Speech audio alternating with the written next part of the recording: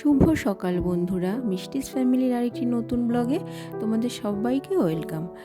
আর ভিডিওর শুরুতে তোমাদের সবাইকে জানাই শুভ নববর্ষের অনেক অনেক শুভেচ্ছা। আজকে রবিবার আর আজকে হলো পয়লা বৈশাখ। তো সেই হিসাবে পয়লা বৈশাখ হিসাবে আজকে তো একটা স্পেশাল ব্যাপার আছেই, তাই না? সব কিছু মিলিয়ে খাওয়া দাওয়া, নতুন জামা কাপড়, নিজের লোকজনের সঙ্গে সুন্দর সুন্দর কাটানো মুহূর্ত।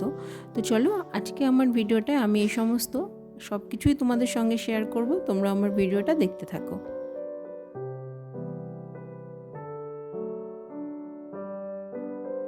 এখন বাজে সকাল 7টা। ঘুম থেকে উঠে ফ্রেশ হয়ে এখন সবার আগে প্রত্যেকটা ঘরের জানলাগুলো খুলে দিচ্ছি। এরপরে ঘরটার ঝাড় দেবো, বিছানা গোছাবো, যেগুলো কাজকর্ম থাকে সেগুলো সব কিছুই করবো।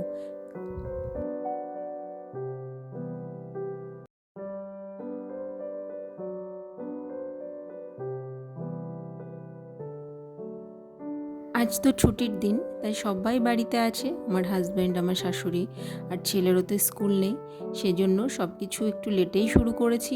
অন্যদিন যেমন সকাল 5টা 5:30টার পর থেকে, সকাল না ভোর 5:30 আর কি, পর থেকে যেমন কাজের ব্যস্ততা ভীষণভাবে থাকে, আজকে সকালটা একটু দেরিতেই শুরু করেছি।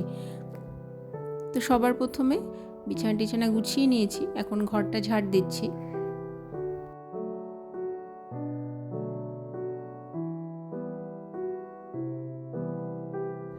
নীল পুজোর মেলা থেকে আমার ছেলে স্টিকারের যে বইগুলো পাওয়া যায় সেগুলো কিনে এনেছিল, আর এনে দেখো আমার ঘরের দেওয়ালে স্টিকারগুলো লাগিয়েছে।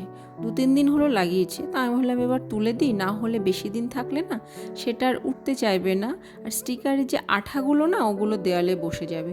তো ওগুলো এখন ভালো করে তুলে দেব। আর তারপরে ভাবছি যে অন্য কোনো ক্লিনের কাজ আজকে তো করার টাইম পাবো না, কেননা আজকে আজকে পয়লা বৈশাখের জন্য তো রান্না বান্না, স্পেশাল খাওয়া দাওয়া সব কিছুই হবে। তাই ভাবলাম যে অন্য কিচ্ছু করব না, শুধু ওই বেডের এখানটায় দেখলাম একটু ধুলো জমেছে, সেটাই ক্লিন করব।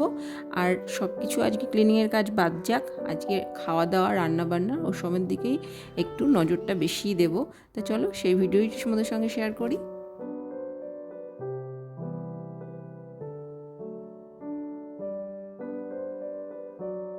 হাজব্যান্ড আর আমি চা খেয়ে নিয়েছি, এখন ছেলেকে ওর সকালে ব্রেকফাস্ট করে সেটাই খাইয়ে দেবো।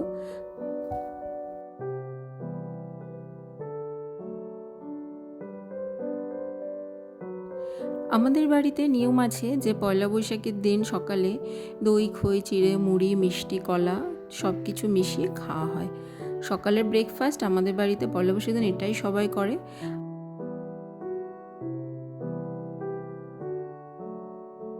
আর আজকে আমরা আর আমার কাকা শ্বশুরের ফ্যামিলি সবাই একসঙ্গে খাওয়া দাওয়া করব। বছরের প্রথম দিন নিজেদের লোকজনের সঙ্গে শুরু করলে সময়টা তো বেশ ভালোই কাটে, আর স্পেশাল দিনগুলো তো কাছের লোকগুলো কাছে থাকলে ভালোই লাগে।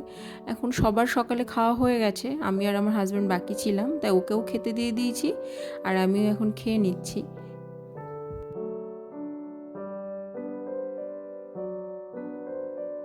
আমার ছেলে এই চিড়ে মুড়ি দই খই সব কিছুই খায় না, ও শুধু মিষ্টিটাই খাবে, তাই ওর বাবা ওকে খাইয়ে দিচ্ছে, কারণ আমি এখন রান্নার কাজে ব্যস্ত হয়ে পড়ছি।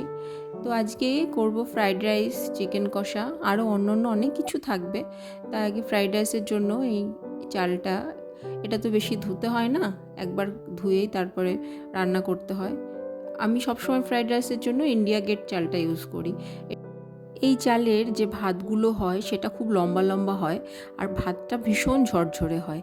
তো আজকে ফ্রাইড রাইস করব, চিকেন কষা করবো, সেটা তো আগেই বললাম। আবার আমার শ্বশুর, আমার কাকা শ্বশুর আর আমার নিজের শ্বশুর, ওনারা কেউ সব খায় না, ওই জন্য ওনাদের জন্য আবার অন্য অনেক কিছু করতে হবে। তো মা সকালবেলা এই টক ডাল, আলু বেগুন ভাজা আর মাছ ভাজা করেছে, ঝোল করেনি, এগুলো সব মা করে রেখেছে, এগুলো দিয়ে আমার শ্বশুরেরা খাবে। আর এই যে চিকেনটা দেখছো, এটা আমি জানি যে আজকে অনেকটা কাজের চাপ থাকবে বেশি, ওই জন্য কালকেই না চিকেনটা আমি ক্লিন করে ফ্রিজে রেখে দিয়েছিলাম। এখন শুধু একবার একটু ধুয়ে নেব আর তারপরে রান্নাটাও চাপিয়ে দেব। এই যে কাজগুলো না আগের দিন যদি, মানে যেদিন আমাদের কাজের রান্না বান্না বা লোকজন বাড়িতে বেশি, সেদিনে কাজগুলো তাড়াতাড়ি করা যায় যদি আগের দিন আমরা কিছুটা কাজ গুছিয়ে রাখি। তা আমি সেই জন্যই চিকেনটা করে রেখেছি, আর ওই জন্য দেখো সকালে একটু কাজটা তাড়াতাড়ি হচ্ছে। এখন চিকেনটা বসিয়ে দেবো, আর ওদিকে ভাত হচ্ছে ফ্রাইড রাইসের জন্য।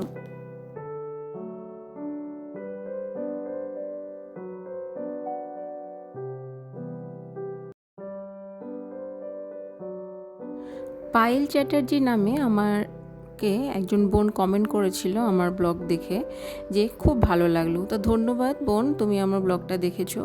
আর ও আমাকে বলেছে যে আমি যখন চিকেন বানাই তা চিকেনে কি কি মশলা বেটে দিই।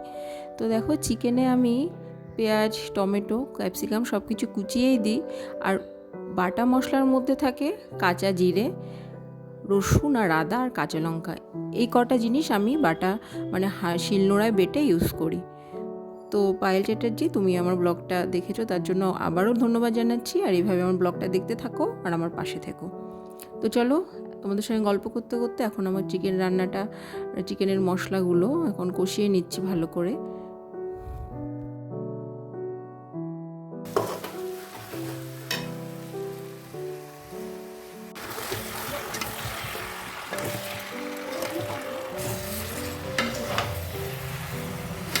তো এখন চিকেনটা কষিয়ে নিয়ে ঢাকা দিয়ে চলে যাব। টাইম হয়ে গেছে, ছেলেকে স্নান করাবো। তো ওপরে এসি, দেখি মা স্নান টান করে পুজোর ঘরে ঢুকে গেছে, মা পুজো করবে। আর আজকে যেহেতু পয়লা বৈশাখ, আমরা নতুন জামা কাপড় পরবো, এই জন্য ঠাকুরের জন্য নতুন জামা কাপড় আনা হয়েছে। মা সেগুলোই ঠাকুরকে পরিয়ে দিচ্ছে। আর মার পুজো দেওয়া হয়ে গেছে। আর আমি এখন আমার ছেলেকে স্নান করিয়ে দিয়েছি। করিয়ে দেওয়ার পরে সে তো খুব আনন্দ, নতুন জামা কাপড় পরবে। তা ওকে একটা নতুন গেঞ্জি আর প্যান্ট, যেটা ওর পয়লা বৈশাখের জন্য কেনা হয়েছিল, সেটাই ওকে পরিয়ে দিলাম। আর আমাদের বাড়িতে না পয়লা বৈশাখের দিন আমি দেখে আসছি বিয়ের পর থেকে, মা পুজো দিয়ে প্রত্যেকটা ঘরের দরজায় এরকম করে সিঁদুরের ফোঁটা দেয়, ঠাকুরের যে সিঁদুরটা থাকে। তো এদিকে চলে এসেছি আবার কিচেনে। কিচেনটা প্রায় হয়ে গেছে, আর বেশিক্ষণ লাগবে না, 10 মিনিট মতো লাগবে। একটু দই অ্যাড করে দিলাম, তারপরে গরম মশলা দিয়েছি, হয়ে গেছে। আর এবার চিকেনটা নামিয়ে রাখবো, মানে কমপ্লিট। তো 2 চামচ ঘি দিয়ে এবার ব্যাস আমার চিকেন রান্না কমপ্লিট।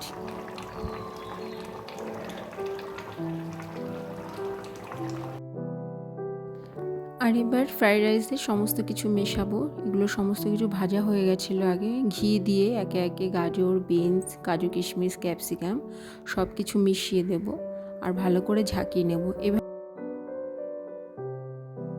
আর কিছুটা এমনি সাদা ভাত করেছি, আমার শ্বশুর খাবে, কাকা শ্বশুর খাবে, ওদের জন্য। তো আমার রান্নাবান্না সব কমপ্লিট। এখন আস্তে আস্তে শিলনোড়া, ওগুলো মশলার বেটেছিলাম তো, ওগুলো সব পরিষ্কার করে ধুয়ে রেখে দেব।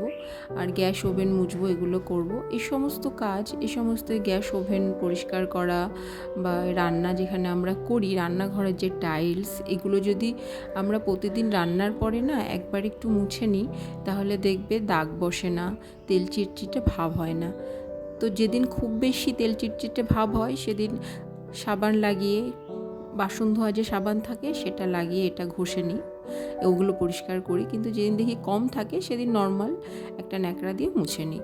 তো এখন এগুলো সব মুছে সেট করে তারপরে আমি যাব স্নান করতে।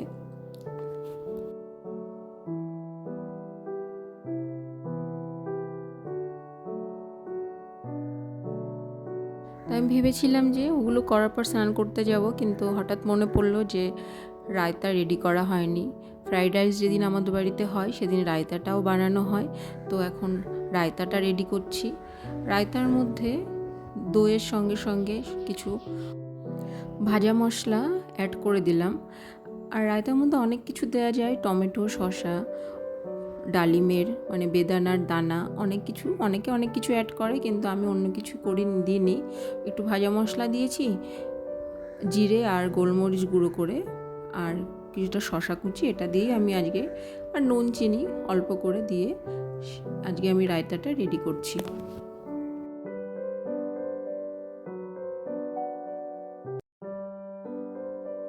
এই গরমের দিনে এটা খুবই উপকারী, আর খেতেও খুব ভালো লাগে। আমরা তো প্রায়ই এটা বানিয়ে খাই। তারপরে চলে এসেছি আমার রুমে, স্নান টান সব কমপ্লিট হয়ে করে চলে এসেছি। আর আমি যেহেতু আগেই তোমাদের দেখালাম যে আমার শাশুড়ি মা পুজোটা করে নিয়েছে, ওই জন্য আমার আর পুজোর দেওয়ার কোনো কাজ নেই। আমি এখন নিজে একটু মুখে ক্রিম ট্রিম লাগিয়ে নেব, তারপরে চলে যাব একটু পুজো ঘরে। ঠাকুর ঘরে আর কি, গিয়ে ঠাকুর নমস্কার করে তারপরে আবার কিচেনে চলে যাব, গিয়ে সবাইকে খেতে দেবো, ছেলেকে খাওয়াবো, নিজে খাবো।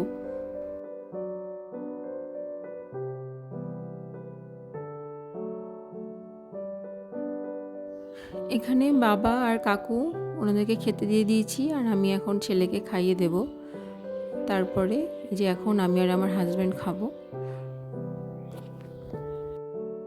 মা কাকিমা ওনারাও খেতে বসে গেছেন, সবার খাওয়া দাওয়া প্রায় কমপ্লিট। খাওয়া দাওয়ার পরে ঘুমিয়ে পড়েছিলাম, সকাল থেকে অনেকটা পরিশ্রম হয়ে গেছে তো, আর গরমের দিন যে দেখবে দুপুরের খাবারটা খাবে ভীষণ ঘুম পাবে। তো আজকে পয়লা বৈশাখ উপলক্ষে আমাদের এখানে গোষ্ঠ মেলা নামে একটা মেলা হয়, তো সেখানেই আমি আমার হাজব্যান্ড ছেলেকে নিয়ে চলে এসেছি। সন্ধ্যাবেলায় রেডি হয়ে বেরিয়ে পড়েছিলাম, তারপরে এসছি মেলাতে। দেখো লোকের কত ভিড়। আর এখানে না, এটা রাধাকৃষ্ণ মন্দির, সেই উপলক্ষে মেলাটা হয়। এখানে যে ব্রাহ্মণ মশাই সবাইকে চরণামৃত দিচ্ছিলেন, আর আমি আমার ছেলে গিয়েও ঠাকুর নমস্কার করলাম, করে ঠাকুর মশাইয়ের কাছ থেকে একটু চরণামৃত নিয়ে তারপরে একটু মেলা ঘুরবো।